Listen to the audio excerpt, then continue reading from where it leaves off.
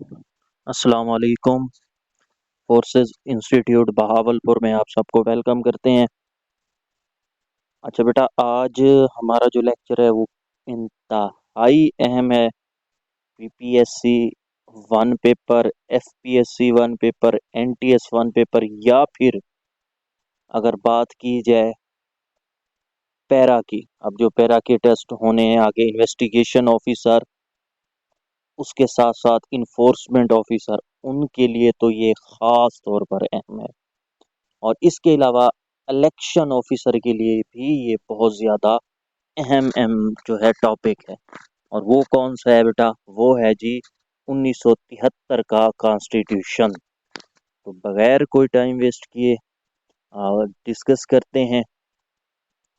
अगर किसी ने सेशन ज्वाइन करना है बेटा पैरा का या फिर असिस्टेंट इलेक्शन ऑफिसर का या पीपीएससी वन पेपर जनरल का, तो आप इस नंबर पे हमारे साथ रब्ता करके हमारे सेशन को ज्वाइन कर सकते हैं।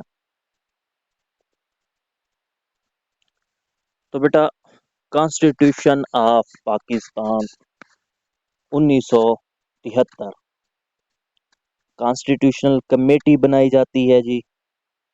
कब बनाई जाती है? 17 अप्रैल 1972 में। महमूद कसूरी साहब उसको हेड कर रहे होते हैं। 25 मेंबर्स होते हैं कॉन्स्टिट्यूशनल कमेटी के अंदर। और ये कमेटी बनती कब है? 17 अप्रैल 1972। ये भी सवाल रिपीटेड है। ये कमेटी, कॉन्स्टिट्यूशनल कमेटी 1973 के आइन की कमेटी कब बनी? तो 17 अप्रैल 1972। इन्होंने अपनी रिपोर्ट कब सबमिट की बेटा? तो इन्होंने रिपोर्ट सबमिटेड 31 दिसंबर 1972। तो 31 दिसंबर 1972 को इन्होंने अपनी रिपोर्ट पेश की। नेशनल असेंबली ने कब पास किया? 10 अप्रैल 1973 को। तो 10 अप्रैल 1973 को बेटा नेशनल असेंबली ने कॉन्स्टिट्यूशन ऑफ पाकिस्तान 1973 को पास कर लिया। अब इसमें है क्या? इसमें ये है बेटा कि एक तो बाई कैमरल सिस्टम होगा।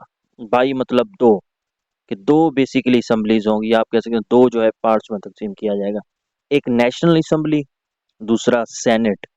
तो याद रखिएगा 1973 के कॉन्स्टिट्यूशन के मुताबिक सेनेट को बनाया गया था। ठीक है। और शुरू में सेनेट के कितना मेंबर्स होते थे? 45। अब कितना है? अब 96 है। 100 होने थे लेकिन मेरे ख्याल में अभी 96 ही है। तो सेनेट के जब बना था सेनेट 1973 के कॉन्स्टिट्यूशन में, तो उस वक्त स्टार्ट में 45 ही इसके मेंबर्स थे। 12 अप्रैल 1973 को प्रेसिडेंट जुल्फकार अली भुट्टो साहब ने साइन कर दिए जी। और 14 अगस्त 1973 को ये जो 1973 का कॉन्स्टिट्यूशन है इन्फोर्स्ड हो गया पूरे मुल्क के अंदर।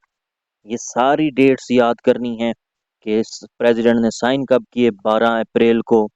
नेशनल असेंबली ने पास कब किया? 10 अप्रैल को। रिपोर्ट सबमिट 31 दिसंबर को। कॉन्स्टिट्यूशनल कमेटी कब बनी? 17 अप्रैल 1972 को। तो ये सारी डेट्स आपने याद करनी है। आर्टिकल्स कितने हैं जी? Most repeated questions PPSC, FPSC, NTS के अंदर कि आर्टिकल्स ऑफ 1973 कॉन्स्टिट्यूशन, तो 280 आर्टिकल्स हैं बेटा। चैप्टर्स कितने हैं? 12 चैप्टर्स हैं। शेड्यूल कितने हैं? 1973 में 7 थे और अब कितने रह गए हैं? सिर्फ और सिर्फ 5 रह गए हैं। तो पहले 1973 में जब थे तो 7 शेड्यूल थे, अब 5 रह गए हैं।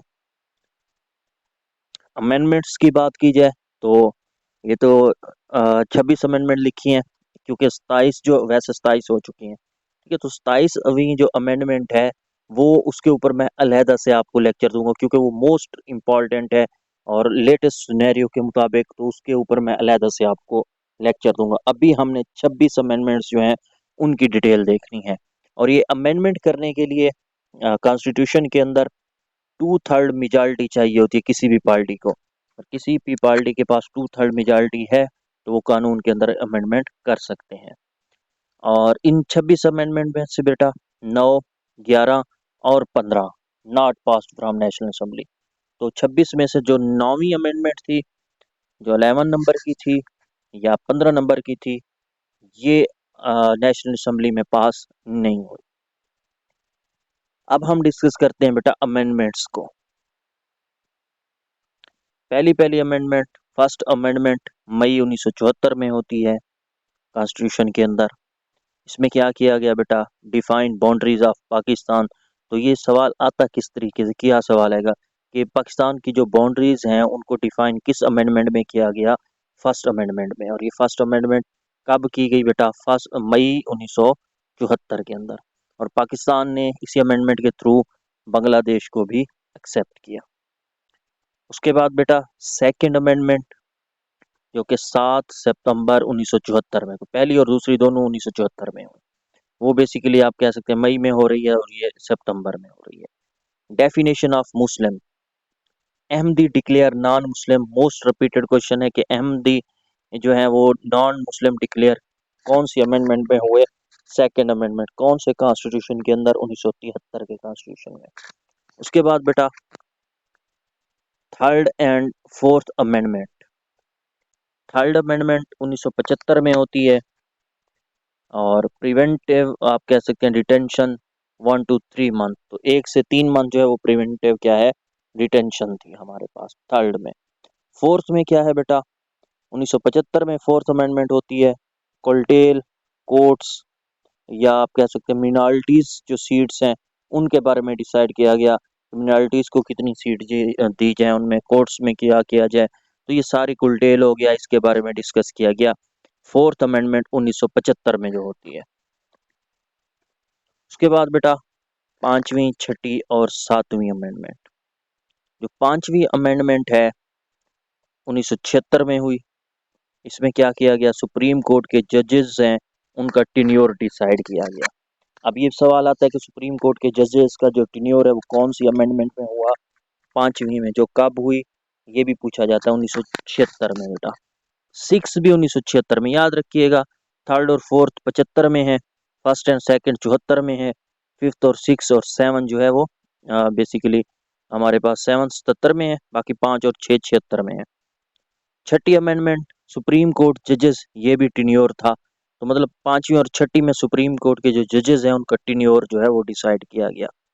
सुप्रीम कोर्ट के जो जजेस हैं बेटा उनके लिए 65 एज रखी गई 2023 में जो अभी अमेंडमेंट्स हुई हैं। और हाई कोर्ट के जो जजेस हैं उनके लिए जो मैक्सिमम एज रखी गई वो 62, मतलब 62 पे वो रिटायर होगा। और सुप्रीम कोर्ट का जो जज है वो 65 पे रिटायर होगा। सेवंथ अमेंडमेंट 1977 में हुई बेटा, referendum power to prime minister. Prime minister को रेफरेंडम करवाने की क्या दी गई, पावर दी गई 1977 में। उसके बाद नेक्स्ट हमारे पास है एट्थ अमेंडमेंट, जो कि 17 नवंबर 1985 को होती है। ठीक है, इसका सिर्फ आपको ये आइडिया होना चाहिए खास तौर पे ये आठवीं अमेंडमेंट कब हुई, 1985 17 नवंबर। इसमें क्या था बेटा, सेमी प्रेसिडेंशियल सिस्टम जो है मुतारिफ करवाया गया। 2A ऑब्जेक्टिव रेजोल्यूशन जो है कॉन्स्टिट्यूशन के अंदर ऐड की गई। 58 2B इसको ऐड किया गया। आर्टिकल 62 और 63 जो है उनको ऐड किया गया। 62 क्वालिफिकेशन रिलेटेड है और 63 जो है वो हनेस्टी रिलेटेड है कि जो आपका सदर है, वजीर आजम है, वो ईमानदार होने चाहिए, क्वालिफिकेशन उनकी इतनी होनी चाहिए। अब ये सारी चीज़ें किस में हैं, 8 अमेंडमेंट, जो कि 17 नवंबर 1985 में हुई, जिसमें सेमी प्रेसिडेंशियल सिस्टम मुतारिफ करवाया गया। 2A ऑब्जेक्टिव रेजोल्यूशन कॉन्स्टिट्यूशन में शामिल की गई। 58 2B एडिड किया गया। आर्टिकल 62 63 जो है उसको ऐड किया गया। Ninth amendment not passed by national assembly. National assembly में बेटा ये पास नहीं हुई नाइन्थ अमेंडमेंट। ये बेसिकली 1985 में नाइन्थ अमेंडमेंट की गई। और इसमें क्या कहा गया, शरिया एज लॉ ऑफ लैंड, कि शरिया जो है उसको लॉ ऑफ लैंड में जो है शामिल किया जाए। ठीक है, तो इसको बाद में पास नहीं किया गया। 10वीं अमेंडमेंट है बेटा, 10th अमेंडमेंट 1987 में होती है। इसमें नेशनल असेंबली का जो ड्यूरेशन है कि वो 3 साल हो, 4 साल हो, 5 साल हो, कितना हो, इसको डिसाइड किया गया 10वीं अमेंडमेंट में। उसके बाद बेटा 11th, जैसे पहले बता चुका था, 9 11 15 जो है पास नहीं हुई। तो 11 जो है अमेंडमेंट ये भी बेसिकली नॉट पास्ड इन 1989। और ये 1999 में 1989 में बेटा ये अमेंडमेंट की गई। इसमें वोमेन्स की जो सीट्स हैं फीमेल जो कोटा है उसको बेसिकली डिस्कस किया गया, जो पास नहीं हुई। 12वीं अमेंडमेंट बेटा 1971 में, सॉरी 1991 में होती है 12वीं amendment. For 3 year speedy trial courts, special courts के में ये डिसाइड किया गया कि स्पीडी जो है ना ट्रायल किया जाए, 3 साल के अंदर अंदर कोई भी है उस चीज का फैसला कर लिया जाए।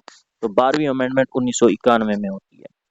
13वीं अमेंडमेंट बेटा 4 अप्रैल 1997 को नवाज शरीफ ने की थी। 13वीं अमेंडमेंट बहुत अहम है, क्यों? क्योंकि इसमें 58(2)B 58(2)B जो है उसको खत्म किया गया, क्योंकि 58(2)B लगा के एक दो दफा बेनजीर भुट्टो साहबा की हुकूमत खत्म की गई थी, और एक दफा नवाज शरीफ साहब की हुकूमत जो है वो खत्म की गई थी। नवाज शरीफ साहब, मौलाना साहब, हजरत अल्लामा मौलाना नवाज शरीफ साहब, तो ये जो नवाज शरीफ साहब हैं इनको इन्होंने ताकि इनको दोबारा जो है वो प्रेसिडेंट हुकूमत उनकी ख़त्म ना कर सके, तो इस वजह से इन्होंने कानून को ही तब्दील कर दिया। जैसे आजकल कानून को तब्दील कर दिया, वैसे ही उस टाइम भी तब्दील कर दिया। 58(2)B को ख़त्म कर दिया गया 13वीं अमेंडमेंट के थ्रू। उसके बाद बेटा 14वीं अमेंडमेंट जुलाई 1997 में होती है। 14वीं अमेंडमेंट आर्टिकल 63A जो है उसमें चेंजेस की गई। ये पूछा जाता है आर्टिकल 63A में जो चेंजेस किस अमेंडमेंट के थ्रू की गई। 14वीं अमेंडमेंट ये कब हुई? जुलाई 1997 में। फ्लोर क्रॉसिंग पर पाबंदी लगा दी गई बेटा। और इसके अलावा गवर्नमेंट जो बेंचेस हैं उन्हें उनका नाम चेंज करके ट्रेरी बेंचेस रख दिया गया। तो ट्रेरी बेंचेस जो है पहले गवर्नमेंट बेंचेस थी, उनका नाम ट्रेरी बेंचेस रख दिया गया। ठीक है, ये किस अमेंडमेंट के थ्रू?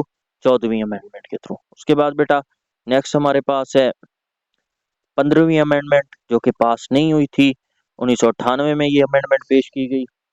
शरिया इम्पोज किया गया, सेनेट ना पास, मतलब इसको सेनेट ने पास नहीं किया, तो सेनेट ने इसको रिजेक्ट कर दिया था 15वीं अमेंडमेंट को।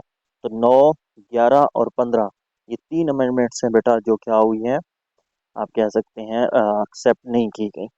तो बाकी जो अमेंडमेंट्स हैं, लेक्चर बहुत लंबा हो जाएगा, सिंपल रखना है ताकि आपको चीज़ें क्लियर हों। तो आज के लिए इतना काफ़ी है। 15 अमेंडमेंट्स, इनको देखें, पढ़ें, इनके नोट्स बनाएं।